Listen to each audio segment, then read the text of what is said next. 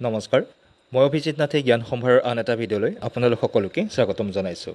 অহা 29 তাৰিখে হ'বলগীয়া এডিআৰই পৰীক্ষাৰ বাবে অত্যন্ত গুৰুত্বপূৰ্ণ, বিশেষকৈ NCERT পাঠ্যপুথিৰ পৰা ওপৰত ভিত্তি কৰি আমি 40টা প্ৰশ্ন যুগুত কৰিছোঁ। আপোনাক জনাওঁ, আমি ইতিমধ্যে NCERT পাঠ্যপুথিৰ ওপৰত ভিত্তি কৰি কেইবাটাও সমাজ বিজ্ঞানৰ ভিডিঅ' ইতিমধ্যে আপলোড কৰিছোঁ। যদি আপুনি নাই চোৱা এবাৰ চাই ল'ব পাৰে। লগতে জনাওঁ, যদি আপুনি আমাৰ চেনেলটোলৈ প্ৰথমবাৰৰ বাবে আহিছে তেতিয়াহ'লে চেনেলটো অনুগ্ৰহ কৰি ছাবস্ক্ৰাইব কৰি ৰাখিব অনাগত দিনত এনেধৰণৰ ভিডিঅ'সমূহ লাভ কৰিবৰ বাবে। আজি প্ৰথম প্ৰশ্নটো লৈছোঁ। প্ৰথম প্ৰশ্নটো হৈছে, তলৰ কোনবিধ ভাৰতীয় ধ্ৰুপদী নৃত্য অন্ধ্ৰ প্ৰদেশৰ হয়? ইয়াৰে শুদ্ধ উত্তৰ হ'ব option number B, Kuchipudi. Kathakali, Bharatanatyam, Odissi এইকেইটা কাৰ হয় আমি লগতে মন কৰি যাওঁ। এতিয়া প্ৰথম কথা হৈছে কথাকলি। কথাকলি হৈছে দক্ষিণ ভাৰতৰ কেৰেলা ৰাজ্যত উৎপত্তি হোৱা এক ধ্ৰুপদী নৃত্য। নামটো হৈছে কথাকলি। ভাৰতনাট্যম ক'ৰ? ভাৰতনাট্যম হৈছে তামিলনাডুৰ এটা ক্লাছিকেল ডেন্স, ধ্ৰুপদী নৃত্য বুলি কোৱা হয়। ওডিচি ক'ৰ? ওডিচি হৈছে উৰিষ্যাৰ এটা ধ্ৰুপদী নৃত্য। ওডিচি উৰিষ্যাৰ, ভাৰতনাট্যম তামিলনাডুৰ, কথাকলি হৈছে কেৰেলাৰ। নেক্সট চাওঁ, কোনজন আহোম ৰজাই তলাতল ঘৰৰ নিৰ্মাণ কাৰ্য শেষ কৰিছিলে? এই নামটো মন কৰিব, শেষ কৰিছিলে। ইয়াতে অপশ্যন নম্বৰ এ ৰাজেশ্বৰ সিংহ, বি চক্ৰধৰ সিংহ, চি চন্দ্ৰকান্ত সিংহ, ডি ৰুদ্ৰসিংহ। ইয়াৰে শুদ্ধ উত্তৰ হ'ব অপশ্যন নম্বৰ এ ৰাজেশ্বৰ সিংহ। আমি পিছৰ প্ৰশ্নটোলৈ যোৱাৰ আগতে কেইটামান কথা মন কৰি যাওঁ।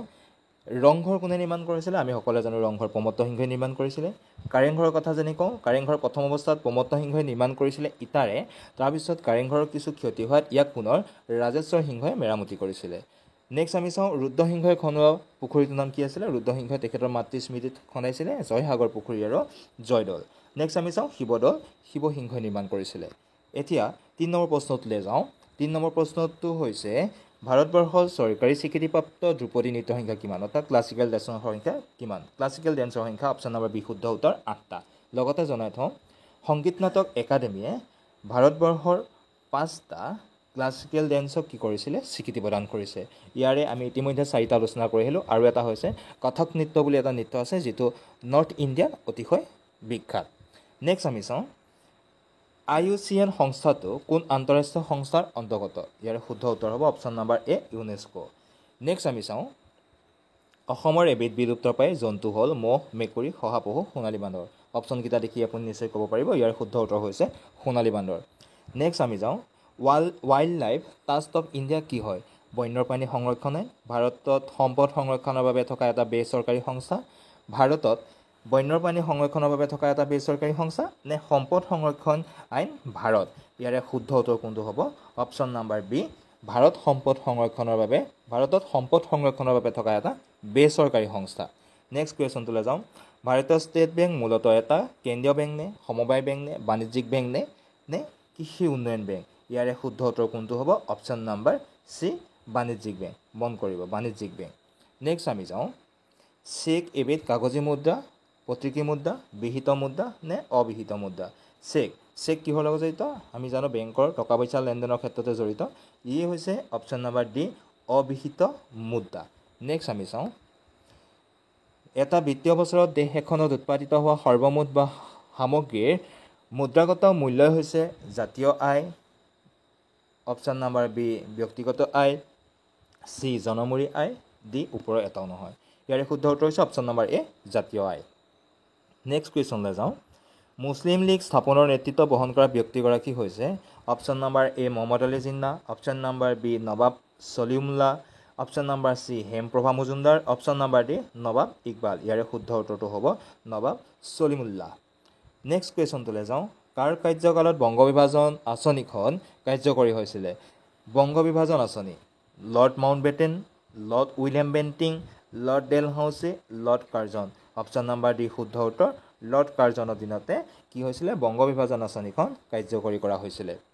নেক্সট কুৱেশ্যনলৈ যাওঁ, ফৰ্ট উইলিয়াম নামটো কাৰ সন্মানাৰ্থে ৰখা হৈছিলে?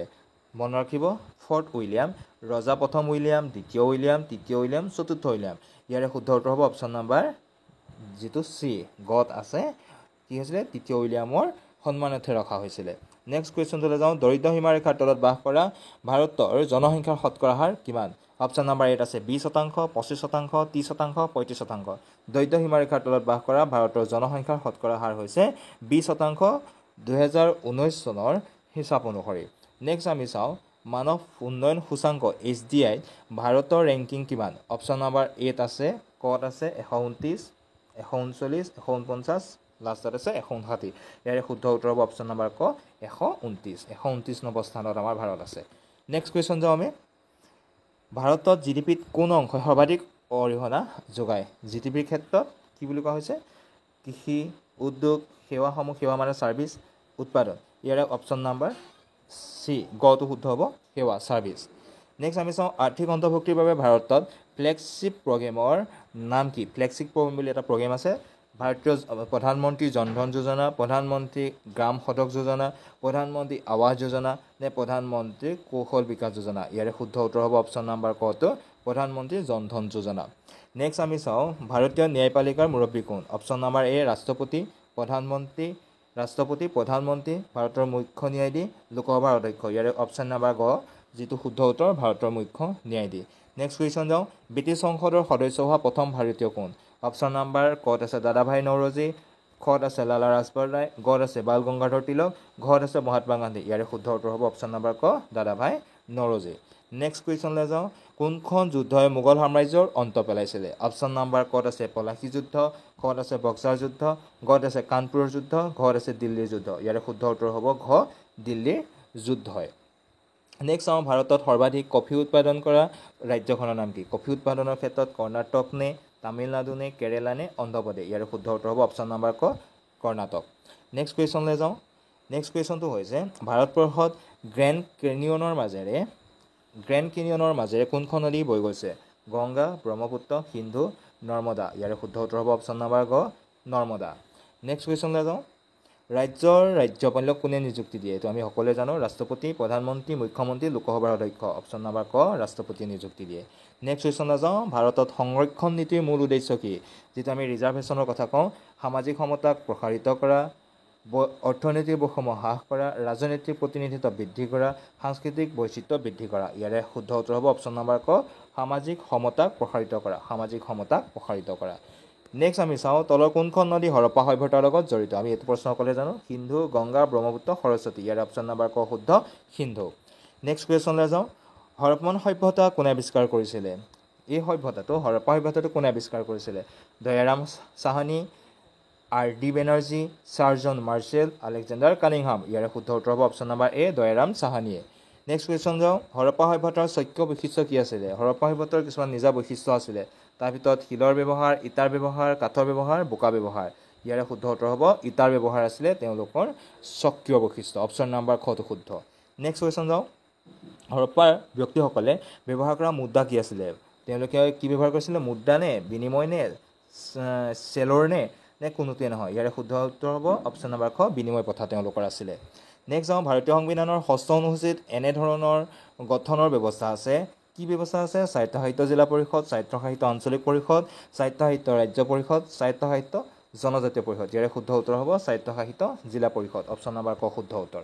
নেক্সট কুৱেশ্যনটোলৈ যাওঁ বড়োলেণ্ড টেৰিটৰিয়েল কাউন্সিল BTC প্ৰতিষ্ঠা কেতিয়া কৰা হৈছিলে? এই প্ৰশ্ন গুৰুত্বপূৰ্ণ। 2003 চনত, 2005 চনত, 2007 চনত, 2010 চনত। ইয়াৰে শুদ্ধ উত্তৰ হ'ব অপশ্যন নম্বৰ ক 2003 চনত। নেক্সট কুৱেশ্যনলৈ যাওঁ অসম উচ্চ ন্যায়ালয়ৰ প্ৰথম মুখ্য ন্যায়াধীশ, প্ৰথম শব্দটো গুৰুত্ব, sir Henry Barnes, sir Arthur Trevor Harris, sir Kamal Narayan Singh. Next অপশ্যনত দিয়া আছে ওপৰৰ কোনোটোৱেই নহয়। ইয়াৰে শুদ্ধ উত্তৰ হ'ব অপশ্যন নম্বৰ ক ছাৰ হেনৰী বাৰ্নছ। মন কৰিব। নেক্সট চাওঁ উপৰাষ্ট্ৰপতি পদৰ বাবে যোগ্য হ'বলৈ হ'লে ন্যূনতম কিমান লাগিব? 25 বছৰ, 30 বছৰ, 35 বছৰ, 40 বছৰ। ইয়াৰে শুদ্ধ উত্তৰ হ'ব অপশ্যন নম্বৰ ক 35 বছৰ। নেক্সট কুৱেশ্যনলৈ যাব বিচাৰিছোঁ অৰুণোদয় আঁচনি কেতিয়া আৰম্ভ কৰা হৈছিলে? তো এইটো মই অকণমান হাইলাইটহে কৰি থৈছোঁ পইণ্টটো। অৰুণোদয় আঁচনি 2 অক্টোবৰ 2020 তাৰিখে আৰম্ভ কৰা হৈছিলে। অসমৰ দৰিদ্ৰ পৰিয়ালে প্ৰতিমাহে 1250 টকাকৈ পাব। মনত কৰিব এইটো কিহৰ লগত জড়িত?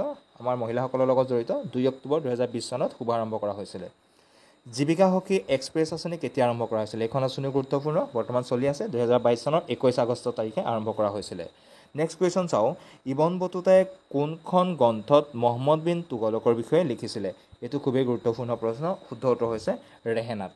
নেক্সট চাওঁ এইটো মনত ৰাখিব, প্ৰশ্নটো এনেকেই দিয়া আছে। প্ৰশ্নটো দিয়া আছিলে অপশ্যন দিয়া আছে ৰেহেনা। নেক্সট যদি আমি চাওঁ ইবন বটুতাই কোনখন গ্ৰন্থত মহম্মদ বিন তুগলকৰ বিষয়ে লিখিছিলে? কেতিয়াবা এনেকৈ দিব পাৰে ইবন বটুতাই ৰেহেনা গ্ৰন্থখনৰ কাৰ বিষয়ে লিখিছিলে? তেতিয়াহ'লে মন দিব লাগিব মহম্মদ বিন তুগলকৰ বিষয়ে লিখিছিলে। নেক্সট কুৱেশ্যন এটা চাওঁ লাভলীনা বৰগোহাঁয়ে টকিঅ' অলিম্পিকত কিমান কেজি শাখাৰ ব্ৰঞ্জৰ পদক লাভ কৰিছিল? দুটা মই প্ৰশ্ন বেলেগকৈ সংযোজন কৰি থৈছোঁ। ইয়াৰে শুদ্ধ উত্তৰ হ'ব 69 কেজি শাখাত অংশগ্ৰহণ কৰিছিলে।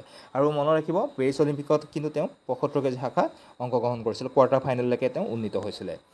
আৰু এইটো কথা আপোনালোকে সকলোৱে জানে, আপোনাৰ টকিঅ' অলিম্পিকত তেওঁ ব্ৰঞ্জৰ পদক লাভ কৰিছিলে। 37 নম্বৰ প্ৰশ্নটো চাব, 101 নং সংশোধনী 2016 চনত হৈছিলে, ই কিহৰ লগত জড়িত? 101 নং সংশোধনী কিমান চনত হৈছিলে? 2016 চনত। শিক্ষাৰ লগত জড়িত, প্ৰস্তাৱনাৰ লগত জড়িত, সংবিধান সংশোধনীৰ লগত জড়িত, নে সামগ্ৰী আৰু সেৱা কৰ যিটো GST লগত জড়িত? এতিয়া ইয়াৰ শুদ্ধ উত্তৰ হ'ব অপশ্যন নম্বৰ ডি, GST লগত জড়িত। নেক্সট চাওঁ, লাই হাৰবা কোন ৰাজ্যৰ উৎসৱ? এই প্ৰশ্নটো খুবেই আলোচনা কৰিছিলোঁ আগৰ ভিডিঅ'টো। মণিপুৰৰ, কেৰেলাৰ, মধ্যপ্ৰদেশৰ, বিহাৰৰ। ইয়াৰে শুদ্ধ উত্তৰ হ'ব এইটো হৈছে মণিপুৰৰ। নেক্সট আমি যাওঁ, ভাৰতীয় সময় আৰু গ্ৰীণউইচ সময়ৰ মাজৰ পাৰ্থক্য কিমান? অপশ্যন নম্বৰ এ দিয়া আছে 5.30 ঘণ্টা, 5.15 ঘণ্টা, 4.56 ঘণ্টা, 6.08 ঘণ্টা। ইয়াৰে শুদ্ধ উত্তৰ আছে 5.30 ঘণ্টা। এই 6.8 দেখিলত 6.08 দেখিলত এটা কথা মনত পৰিছে, আমাৰ যেতিয়া চন্দ্ৰযান উৎক্ষেপণ হৈছিলে আৰু চন্দ্ৰযান যিদিনাখন অৱতৰণ কৰিছিলে, কিমান বজাত অৱতৰণ কৰিছিলে জানেনে? 6:04 এইটো মনত পৰিছে কাৰণে লগতে কৈ থলোঁ। নেক্সট চাওঁ আমি, চিল্কা হ্ৰদ কোন ৰাজ্যত আছে? শেষৰ প্ৰশ্নটো চাইছোঁ, চিল্কা হ্ৰদ। গুৰুত্বপূৰ্ণ প্ৰশ্ন। কাশ্মীৰ, ৰাজস্থান, মণিপুৰ, উৰিষ্যা। ইয়াৰে শুদ্ধ উত্তৰ কোনটো হ'ব? অপশ্যন নম্বৰ ডি, উৰিষ্যাত আছে। গতিকে 40টা প্ৰশ্ন আপোনালোকে এবাৰ ভালদৰে ৰিভিজন কৰক। ইয়াৰ ভিতৰত অত্যন্ত গুৰুত্বপূৰ্ণ প্ৰশ্ন আছে বুলি ভাবিছোঁ। নেক্সট আমি কাইলৈ বেলেগ এটা বিষয়ৰ ওপৰত আলোচনা কৰিম। ধন্যবাদ।